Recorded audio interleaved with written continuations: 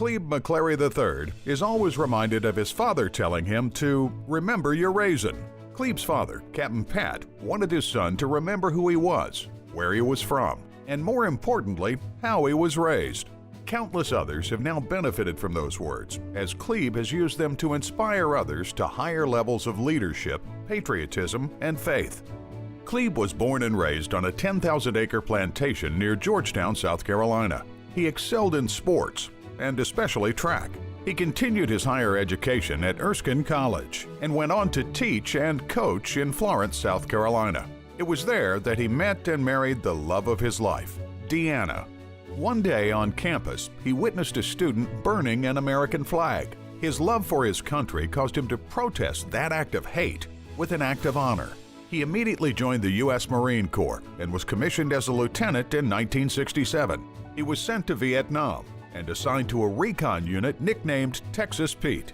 On March 3, 1968, Clebe's life would be changed forever. He was wounded multiple times on a mission to take another hill.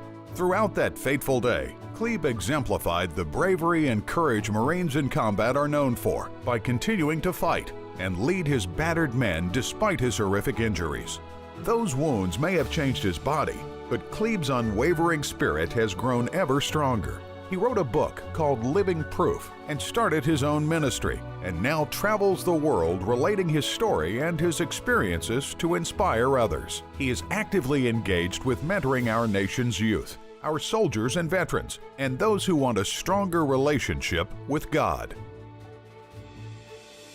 The most memorable thing would have to be that night on that hill when I was wounded. I was wounded twice in '67 and 5 times that night in '68. That probably did me in, and I wanted to live. I wanted to see my men get off that hill. I wanted to see my wife again, and 2.5 years of surgery and 41 operations. They about to wire me back together. I don't know. I'm having a hard time when I influence a youngster to go into service today. I think this country's worth living for. It's worth dying for. But I like to win some things. I'm tired of playing games with lies, and I think that's what our country's doing right now, keeping the stock market going. We need to go take some countries over. If that's what we're going to do, or get to hang out.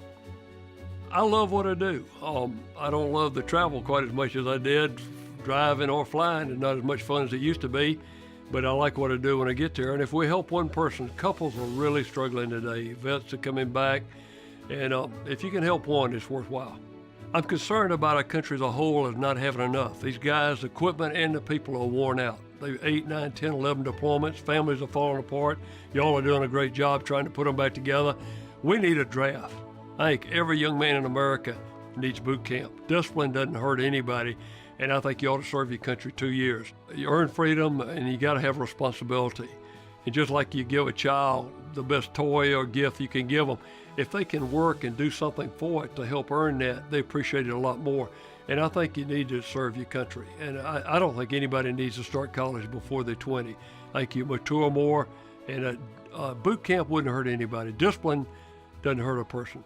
It makes them better, I think. My men gave me a plaque. I've got thousands of plaques, different places speaking and flip trips and all. But on it was, in this world of give and take, there are not enough people willing to give what it takes. I hope that they'll think, well, he gave what it takes. Not just on the battlefield, but in life and with his family, with his church. And I think we need to serve others and not just be takers. We need to give of ourselves.